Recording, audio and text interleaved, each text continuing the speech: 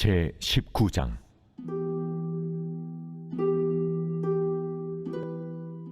너는 이스라엘 고관들을 위하여 애가를 지어 부르라. 내 어머니는 무엇이냐? 암사자라.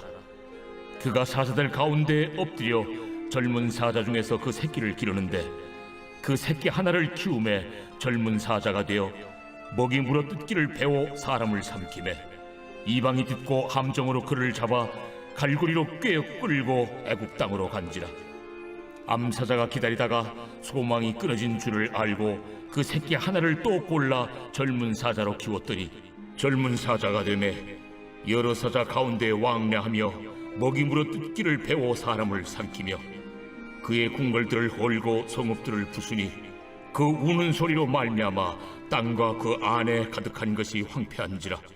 이방이 포위하고 있는 지방에서 그를 치러 와서 그의 위에 그물을 치고 함정에 잡아 우리에 넣고 갈고리를 꿰어 끌고 바벨론 왕에게 이르렀나니 그를 옥에 가두어 그 소리가 다시 이스라엘 산에 들리지 아니하게 하려 함이라.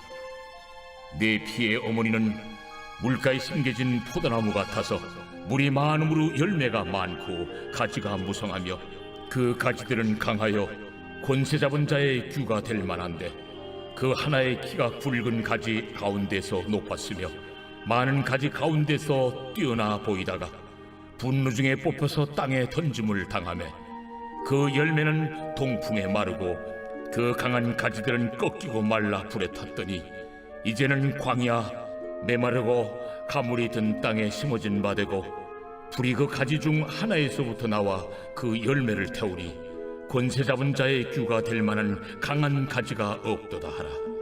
이것이 애가라. 후에도 애가가 되리라.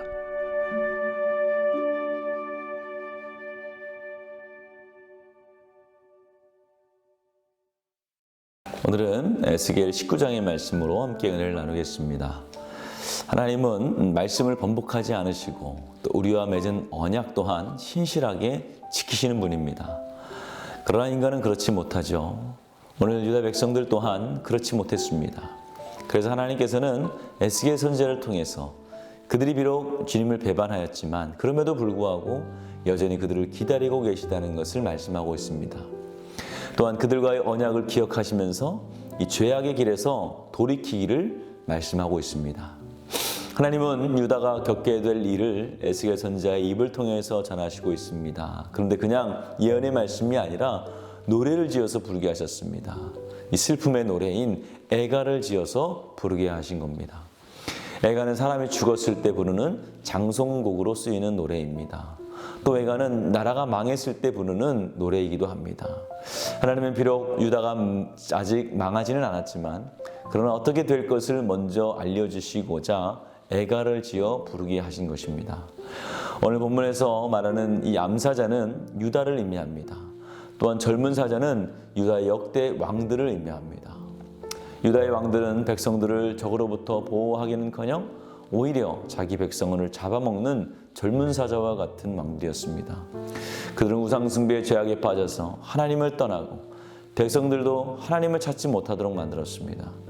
또한 이방 나라들을 의지하다가 나라가 위태롭게 되었고 백성들을 압제하고 강탈하였습니다. 잠언 28장 15절 말씀을 보면 가난한 백성들을 압제하는 악한 관원은 부르짖는 사자와 줄인 곰 같으니라 라고 말씀을 합니다. 이스라엘 역사 속에 왕과 백성들은 사자가 짐승을 잡아먹는 이 백성들을 잡아먹듯이 백성들을 삼켰습니다. 이스라엘 고관들을 위해 부르게 한 이 애가는 바로 이것을 말씀하는 것입니다. 지도자의 실패는 온 백성의 실패가 되고 한 사람이 바로 서지 못할 때 공동체 모두가 바로 서지 못하는 것이죠. 우리도 우리에게 맡겨진 역할을 감당하지 못하면 우리 공동체가 어려워질 수 있음을 기억해야 됩니다. 내가 속한 공동체에서 내게 맡기신 역할은 무엇인지 생각해 보시기 바랍니다. 지도자뿐만 아니라 나부터 내게 맡겨진 역할을 잘 감당할 수 있어야 됩니다. 공동체 일원으로서 책임을 다하고 또 신앙인으로서 살아가야 하는 것입니다.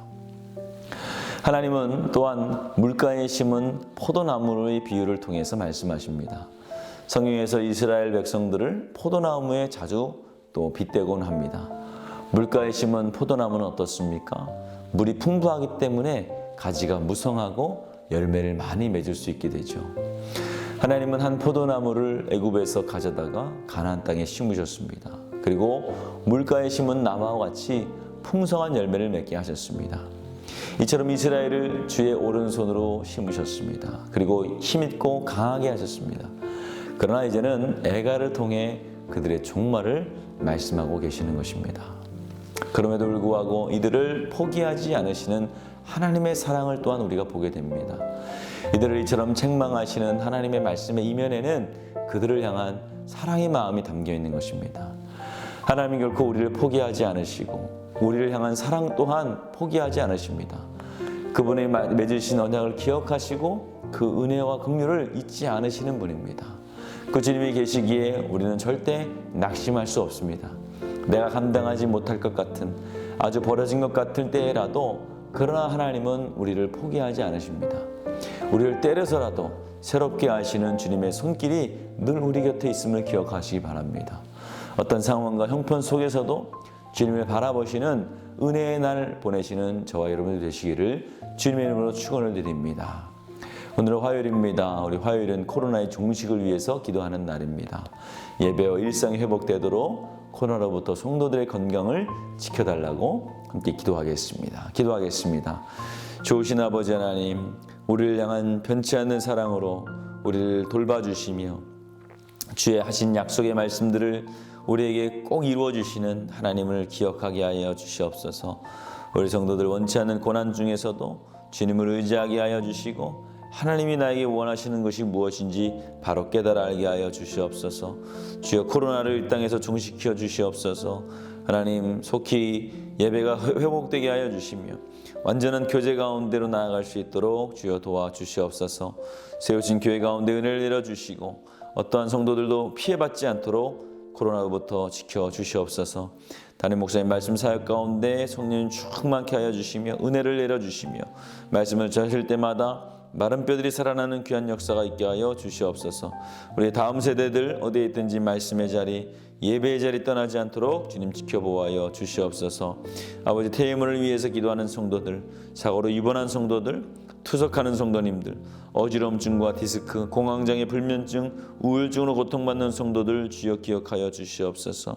하나님 또 암투병 중에 있는 박재순 권사님, 유은영 권사님, 김정수 집사님, 오유미 성도님, 박선현 청, 유겸민 청년 주의 손으로 안수하여 주셔서 깨끗하게 낫게 하여 주시옵소서. 우리 연로하신 성도님들 강건케 하여 주시옵소서. 예수님의 이름으로 축복하며 기도하였습니다. 아멘.